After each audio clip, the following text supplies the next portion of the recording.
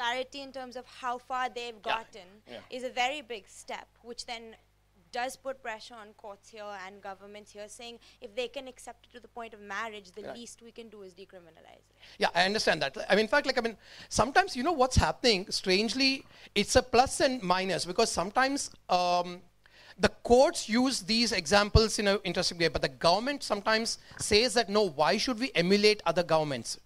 Okay, why should we follow, especially an American government at this point of time? Okay, so why should we follow something what US is doing? You know, so it does. It has a flips in this one. It mobilizes a lot more positivity in generally for people to kind of come forward and say things. You know, I think, but again, you see that, like, I mean, in a country like Uganda, actually, like, you know.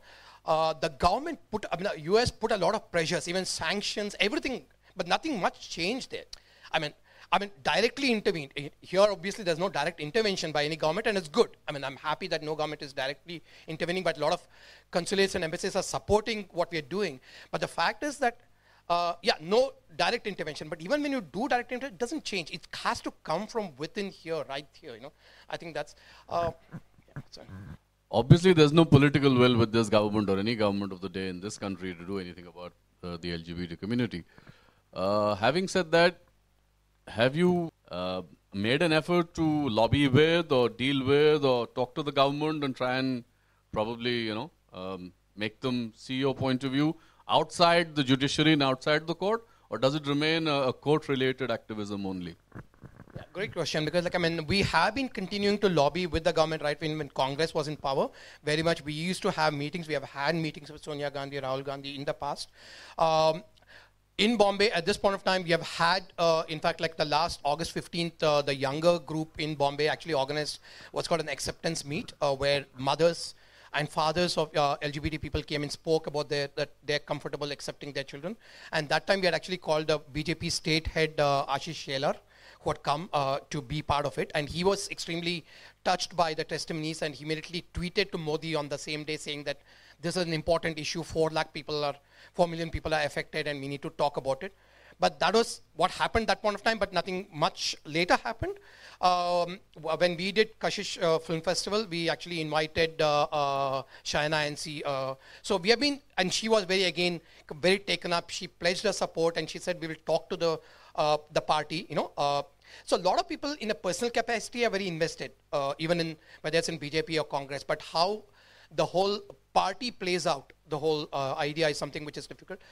What has really been more positive is I think the transgender community has managed to make much more connections with the political and the government stakeholders. You know, recently, in fact, the transgender people did meet Sonia Gandhi and Priyanka and Rahul.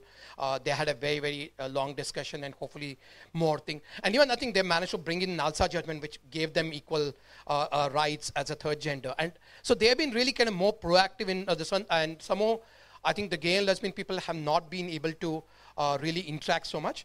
What is good, I think, younger people are taking charge and thinking more politically now. So there was actually the new group form called Queer and Political. So they invited our party members to come and be with them for a day and talk to them.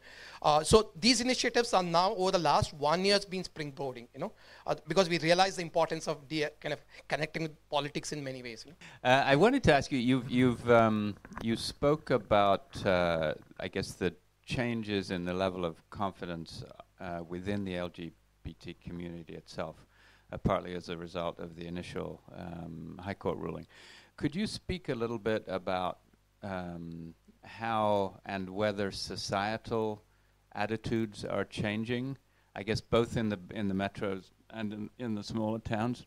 And I guess specifically, I'm wondering if, as a result of the initial High Court ruling, societal attitudes, if you saw a change in societal attitudes, and similarly, if you have seen a reverse change as a result of the Supreme Court ruling.